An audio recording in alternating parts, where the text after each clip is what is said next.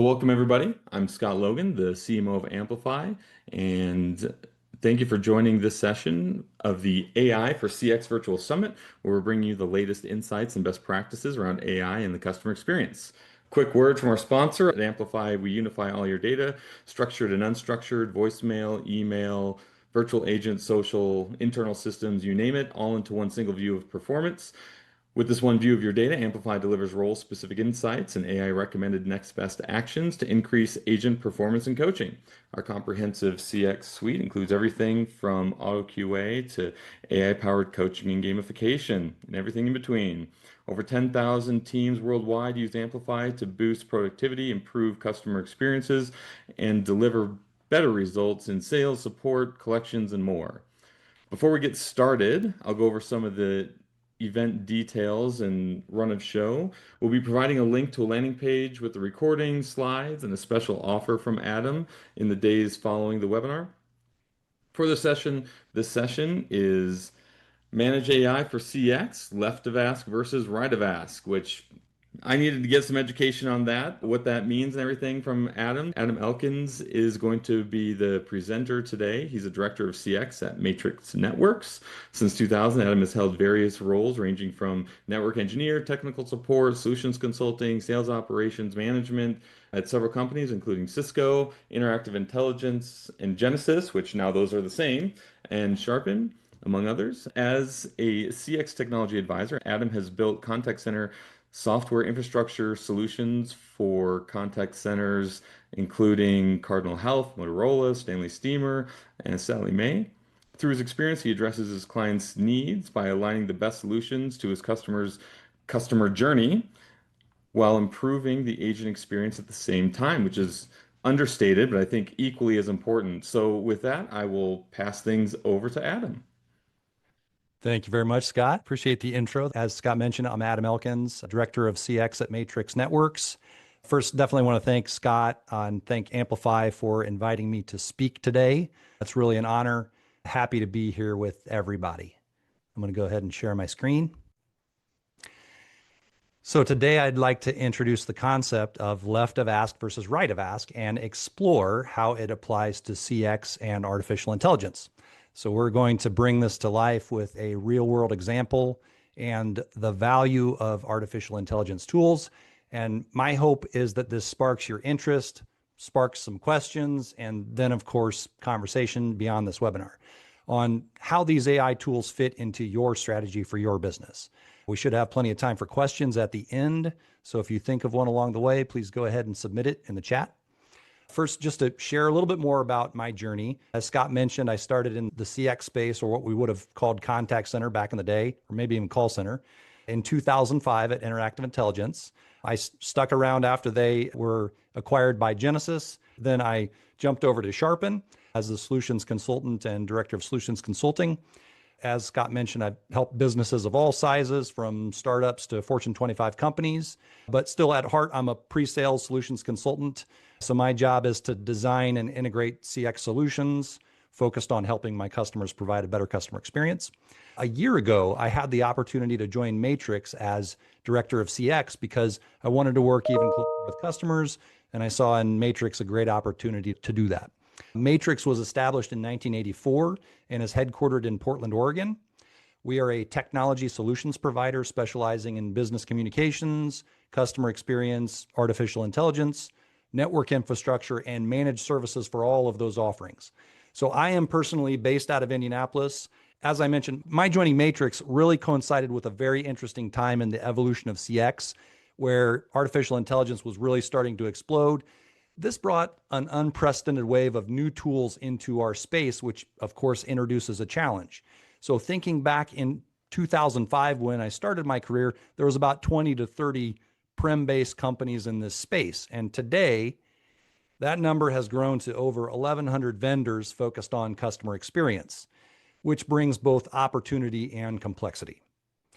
This creates an opportunity to find a perfect match for your business needs, but also creates an even greater challenge for your business to navigate through this landscape and find the right fit. So I really took a notice of this huge influx of AI-focused vendors at CCW Nashville in October of last year, 2024. not because it was the first time I had noticed these vendors, but because I had been there a year before and was able to compare the 2024 event with the same event in 2023. And in comparison, I had not noticed nearly as many new vendors, and certainly not as many focused on the advantages that they could provide with AI. In 2024, it was like, wow, this is really here. It's really exploded. And that was when it really took off for me. It wasn't my first experience with AI, but that was when I really started to see it take hold in the industry. So it reminds me of various other major changes that we've seen in the industry over the past 20 years. For example, the change to the cloud. Unlike the change to the cloud, which primarily enabled infrastructure flexibility and solution integration flexibility and improvements in licensing and things like that, AI fundamentally transforms our operations, particularly with its ability to interpret conversations and business data in real time. So this directly reshapes how agents work, how customers are served, and how supervisors manage performance, making it a core operational driver rather than just a supporting technology. So at the end of the day, my goal is to help you navigate all of this so you can provide the best experience possible for your customers. Not only that, but your employees and your leadership. This is really my focus. So in doing so, it's important to have a structure. And that's where the concept that we were talking about today, the boom, comes into play. Matrix Networks specializes not only in customer experience, but as I mentioned, also on networking and cybersecurity. So there's a lot of history that Matrix has within networking and cybersecurity. And so I came in with my focus on CX and artificial intelligence. And so a lot of this was a reintroduction to it. I'm an old network guy, but I certainly wasn't up to speed on everything in cybersecurity. So I started cross-training on cybersecurity about a year ago. And I started learning about all of this. First, as I learned, Matrix Networks uses what you see here, which is the NIST cybersecurity framework, using this during the discovery and design process to assess cybersecurity maturity of our customers. We use it to identify, especially in the pre-sales, what assets may need protection, mapping services on this grid for planning, and pointing out things where risk is high or where we can potentially reduce risk. And this really helps us take a proactive approach. And it's an established method for doing so, which is great.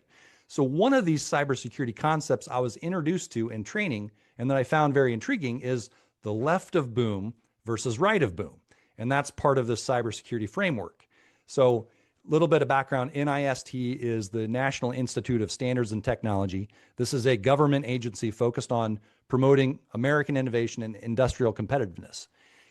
And of course, it's a pretty chaotic and confusing space. And he realized that businesses struggle to understand the vast array of security solutions and how they really fit into their overall strategy.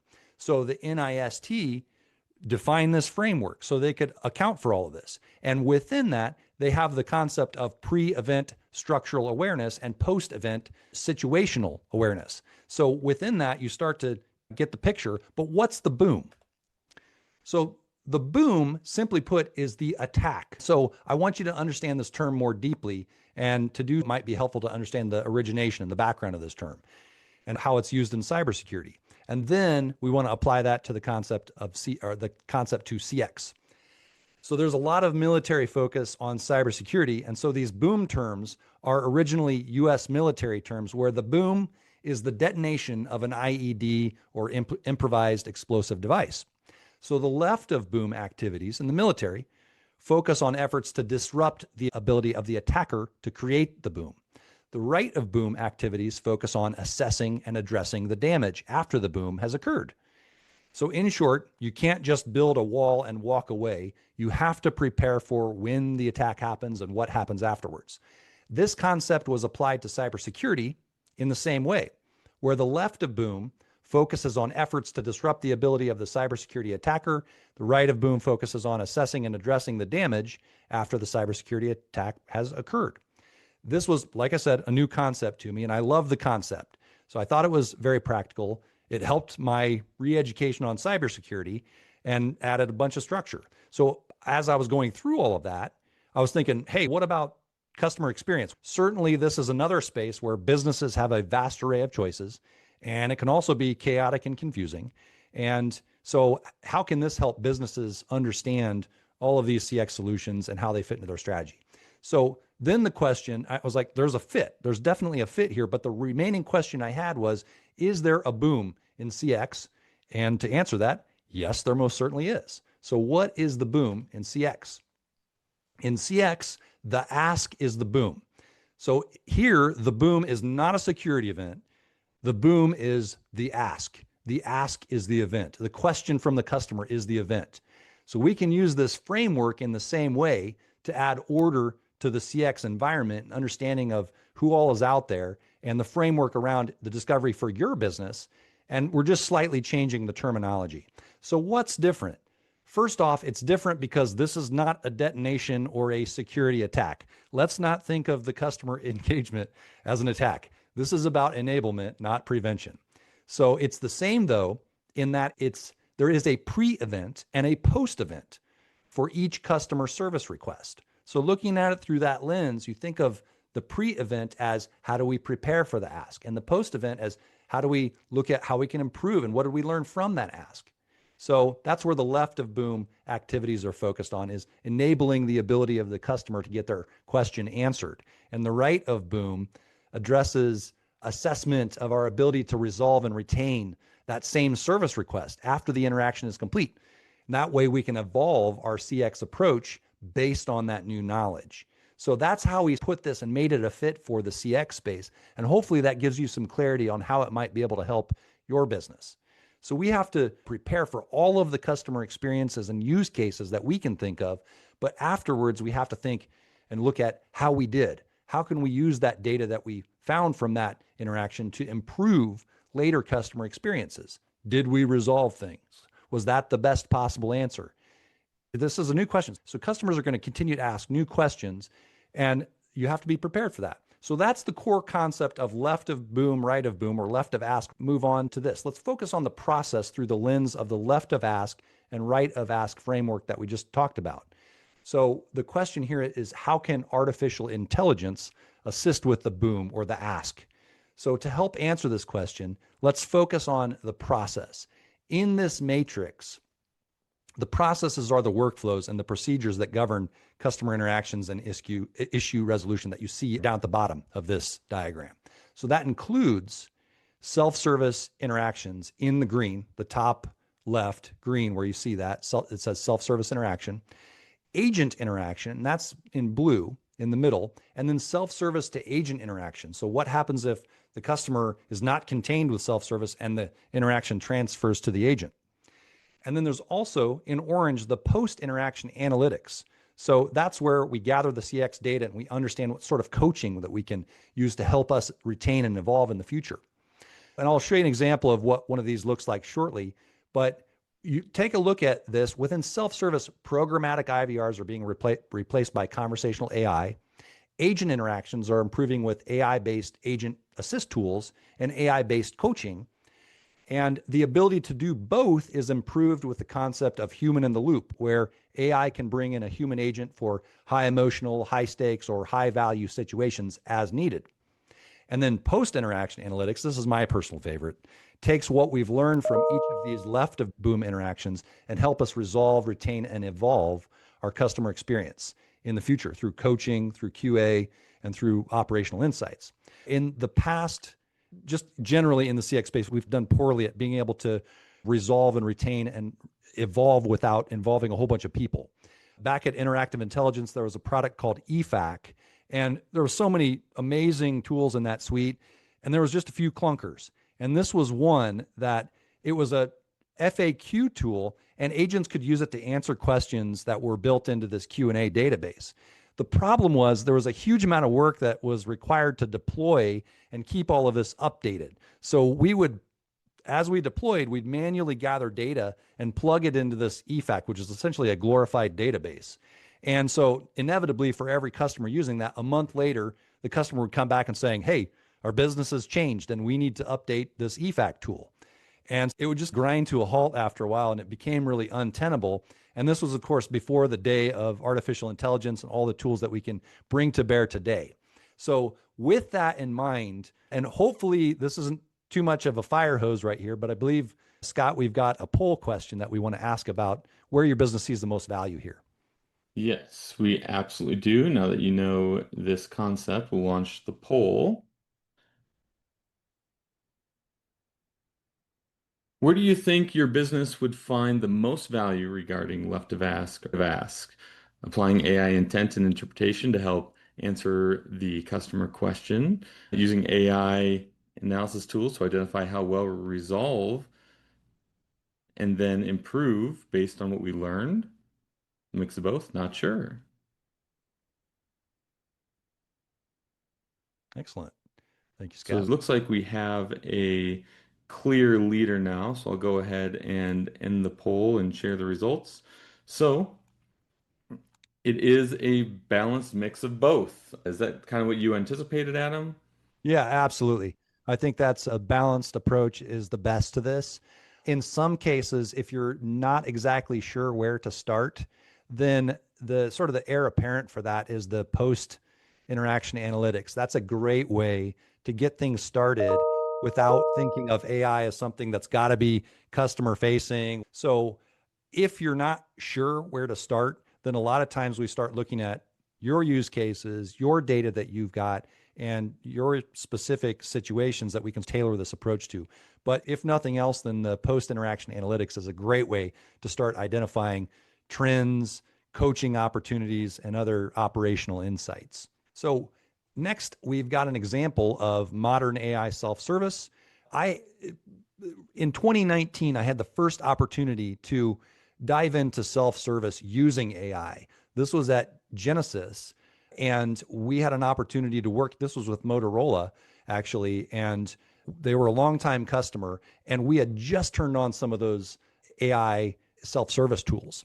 And it was done through Amazon Lex. And it was an integration that was brand new at that time. And that was when the light bulb turned on for me. And it was because I saw how artificial intelligence could add in that interpretation layer of being able to actually understand what the customer was asking about that was totally missing before.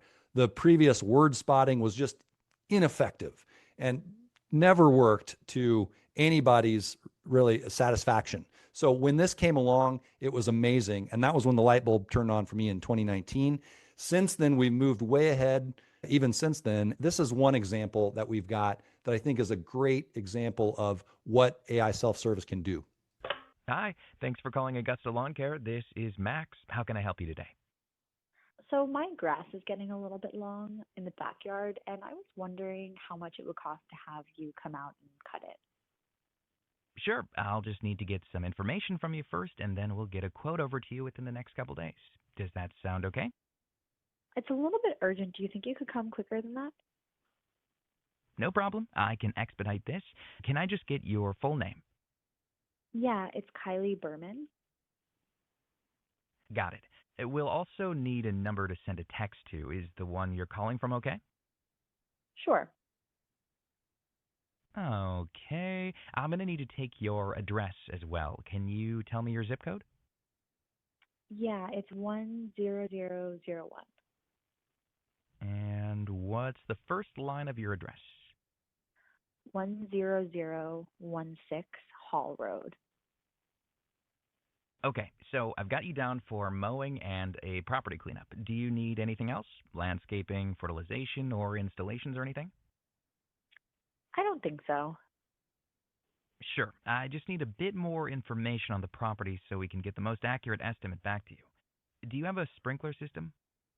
Yeah, And any pets with access to the lawn? there's a small dog.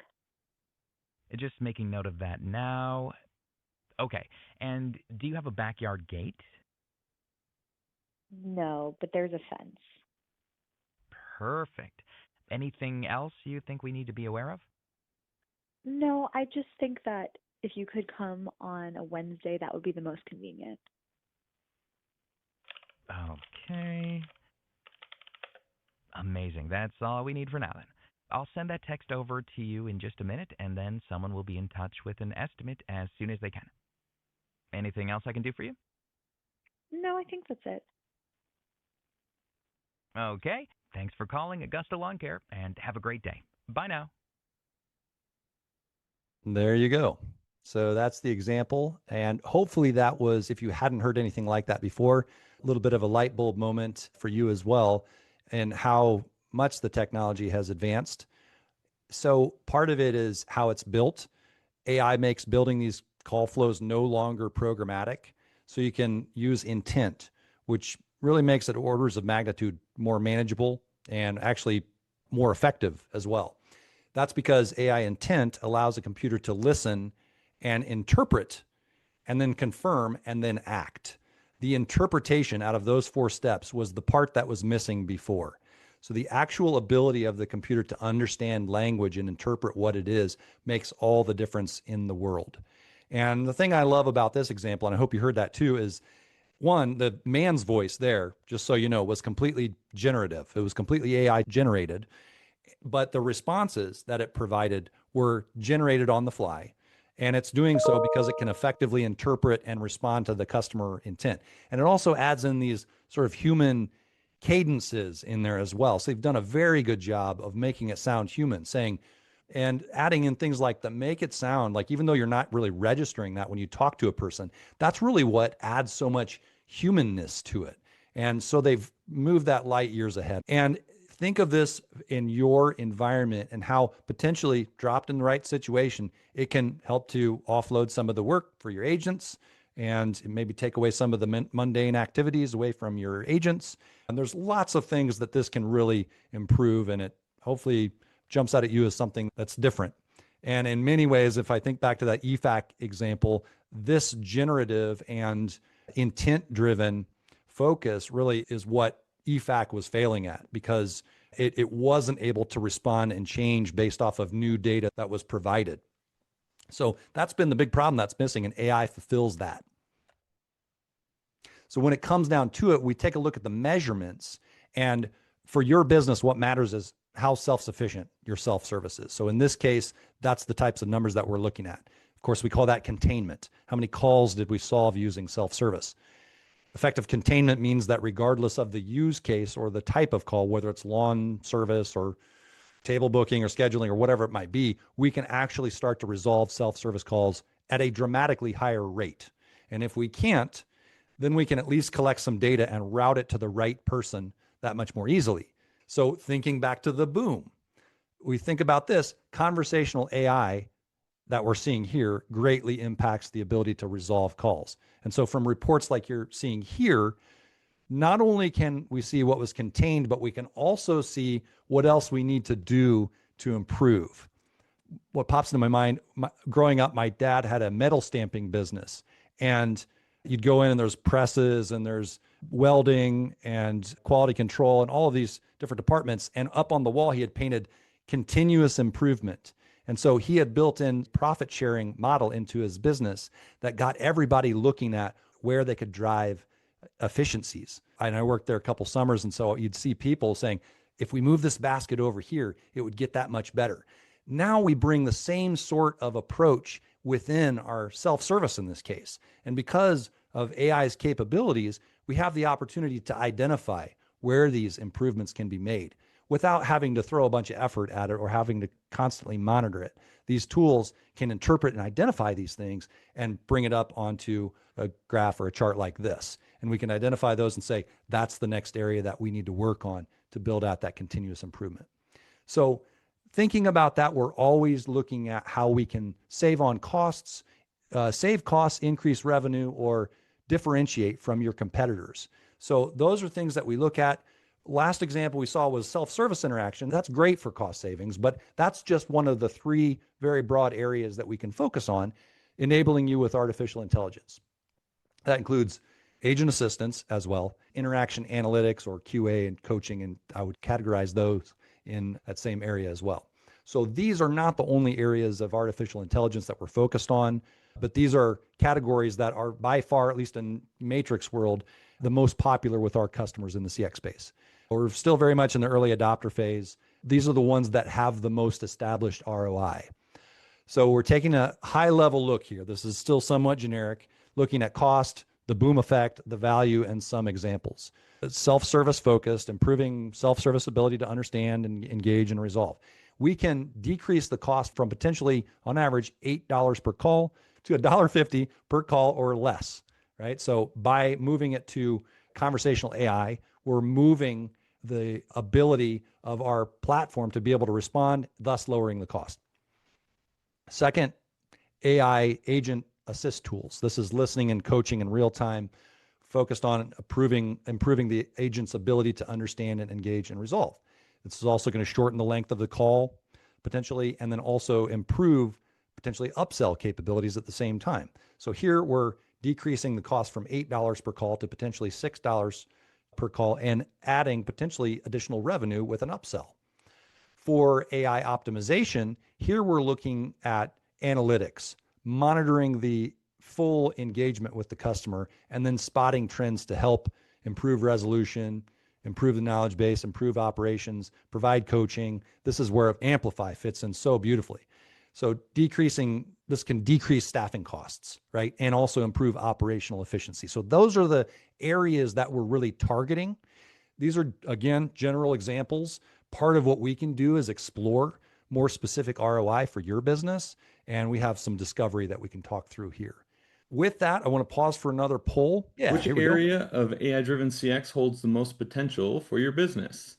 We have self-service and automation with chatbots, virtual agents, assistance and productivity tools, customer sentiment and journey analytics. We're still exploring AI for CX, which it seems from other polls, we had maybe bookends of no one's really the expert at it, but no one is really just starting from scratch and not really in the position to go forward with making some of these improvements with these advancements in technology. We'll see what this audience brings to light.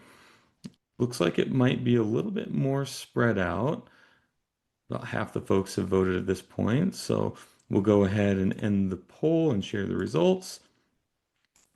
What we see is IVA, agent assistance, productivity tools, leading the way, and then a smaller percentage unsure. They're still exploring, which I think is to be expected a lot of times right now.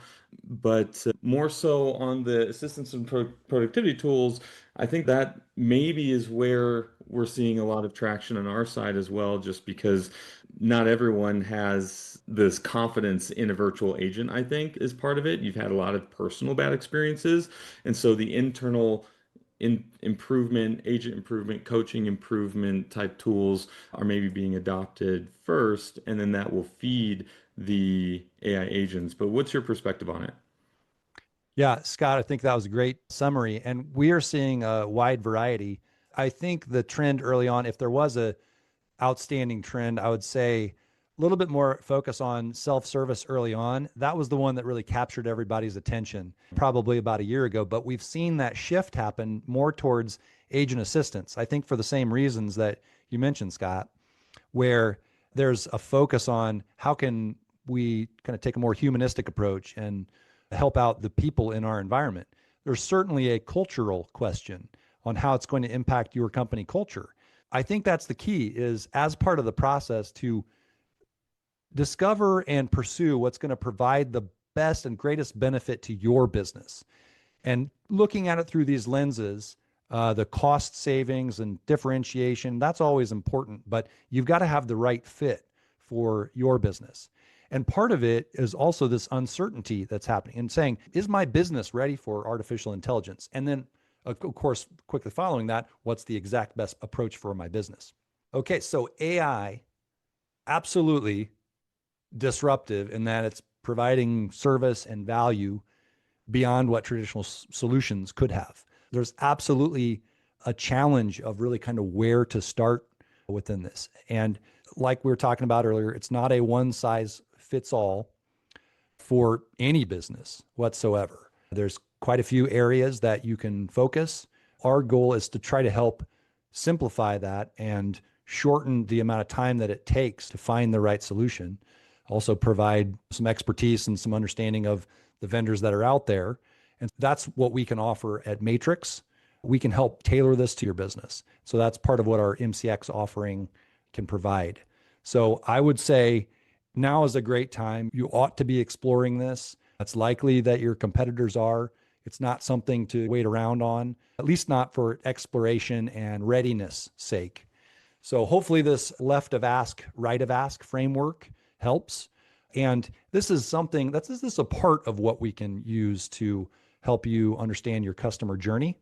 And it's part of the discovery. It's not the whole thing, but it certainly is a framework that helps us through the discovery process and the design as well.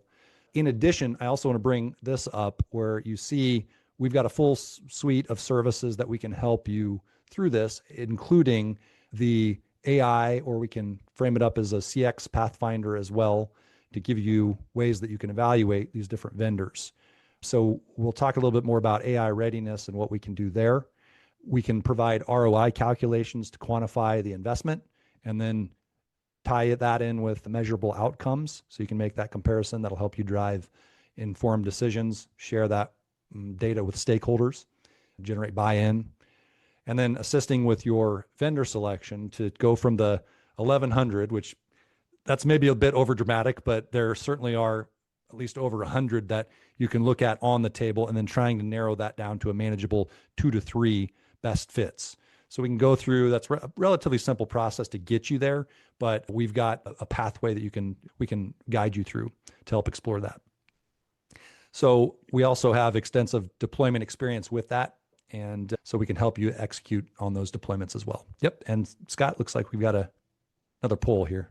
Yeah, piggybacking off of the last one where you want to start to improve or where you're looking to improve, do you know if you're ready or do you feel ready to be able to add some of these solutions, create new processes that align to staying ahead of your competition customer service wise? So it looks like from this one, there's a little bit of a blend where folks are fairly confident, but then it's more of a standard bell curve, it seems, as it's pulling away with not too many currently holding off or not confident. A lot more are somewhat confident. So there is a lot of information out there. There's lots of webinars like this that can help you guide through it. In a past session, someone asked, could ChatGPT just do everything and accomplish any goal that you have? Yes. However, adapting it to exactly what use case you need to address the exact problem that you're trying to solve or challenge you're trying to overcome is the key. So that's where you can use someone like Adam or even dissect or bucket the solutions that are more niche that can address that problem. In the opening session or the second session, I think it was on Monday, the speaker said at Amazon, they start with the press release before they try to launch something new. And if they can't, they try to basically accomplish the dream scenario and work backwards from that instead of trying to start with the technology and then seeing what you can do with it. So I think here that may be where folks are trying to align exactly how to get to the spot where they can have that better customer experience. Absolutely. Yeah, that's I think a great way to look at it. And that's the fire, aim, ready type of approach with it, which for something as expansive as AI, I can see how that would be. And that's interesting. I like the confidence that people have in this. It's shifting from where we saw it even 6 months ago, I would say. And so the key to it, you have to go through the process of understanding, first of all, knowing where your needs are within this. And then also, you've to a certain degree got to answer that question for yourself, for your own business, and understanding if ChatGPT and let's just fire it up and turn on enterprise level licenses for everybody. I think the challenge there is now you've essentially got siloed data built out, and there's also a security question around that. And there's the question of how does that approach tie in with your enterprise goals? Really, if it's glorified helping people write emails, then that's one thing, and certainly that's useful. But I think there's more to it than just that. And the question at the end of the day is, when you're done with all this, how have you taken this and incorporated this into your core business to help drive productivity, to help drive revenue, to help reduce costs? So that's the big question that you've got to ask as you look at your different options. So that's really where we're at. I still feel like there's a lot of discovery and exploration around where this can go for different businesses. We can help out with this. This is our approach to it at Matrix, really with the focus on readiness. So we start with a discovery, move through a pathfinder, then provide feedback, and then we can move on from there into solutioning. So there's really two deliverables within this. The first is our AI readiness assessment, which is a brief document. We can do this based off of an hour of your time. We want to collect this information, provide an understanding of AI readiness, where your business is, and where potentially you may want to look most closely at opportunities. We can help with recommendations and risks and security considerations and things like that as well. That's the first layer of it. Quick and easy. That was the goal, to try to make it quick and easy and a quick turnaround. And the next step is the Pathfinder report, which is more involved. This takes 10 to 12 hours of total time from your team, not just one person, but we'd organize. It's a 3-week timeline delivery. This results in a more comprehensive set of results that are actionable. We will work with your operations team and finance to put together an ROI and a use case analysis. And also we're gathering a CSAT, customer satisfaction, asking specific questions that help guide us. And then we have the CX operational assessment that's using that matrix that we talked about before. So our goals are to provide the guidance and the materials and give you the confidence to move forward with this, and have really with a stress on that readiness up front. So if there are any security concerns or things that you're going to need to consider, it's going to point those out. So this is the offer that Scott mentioned before. We'd like to invite you all to start with the discovery, that hour-long call. We'll introduce you to our team. This was something that I put together to build the discovery. And then also the readiness assessment, of course. We'd start with the discovery and move to the readiness. I also, as part of this, in the spirit of partnership with AmplifAI, I want to offer a free AI Pathfinder engagement to the first 3 people who reach out. This is typically a paid engagement, typically around $5,000. That's what we're charging for it. So that's what we're looking at, trying to line up a couple of AmplifAI customers to get involved in this readiness assessment. So we'll provide the full report, soup to nuts. I hope you start to think about the left of ask versus right of ask in your environment. I hope that sheds some light. I know we've got maybe just a minute here. I don't know if we have any questions that came up. Thank you so much for providing that, Adam. And you can contact him directly here with the information on the screen. And we did have a question regarding, if you want to answer real quick, on when you know if you're even ready, because I think a lot of people said that they may not feel that they're ready or they're almost ready, but when do you know if it's the time to take the next step? I would say start the exploration today. It is going to take a little bit of discovery and focus on what your challenges are. The way that I think about it is that AI is very good at processing language and processing data. So interpreting and understanding what that is, whether that's real-time language that's happening in the conversation right now, or text that's been collected as part of a recording or a transcription, or even business data. So if there is a need for it, a lot of times it's around the sort of mundane aspect of processing through lots and lots of data at once. So that's why it stands out as very good for QA, or very good for the self-service, and then analytics as well. So those 3 areas are areas that target. I would start simply with those areas and think about those and take your pick. How do you know if you're ready for it? I would say if you've got any sort of business challenge that you haven't been able to overcome otherwise, it's a really good time to take a fresh look at those. Even if it's something that you've dealt with for years and you've just struggled with and had a challenge with, think back to that and just don't put it on the shelf and forget about it and just deal with it. Really reconsider that, and we can help you with that too, to talk through those use cases and see if those use cases could be a good fit for an AI-based solution. Again, it might be best served with a typical traditional CX approach as well. But the nice thing about it is there's solutions out there that have blended these technologies together and are already solving a lot of these issues out in various industries. So would love to talk to you more about that. Hopefully that sheds a little bit of light on whether or not you're ready for AI. Yeah.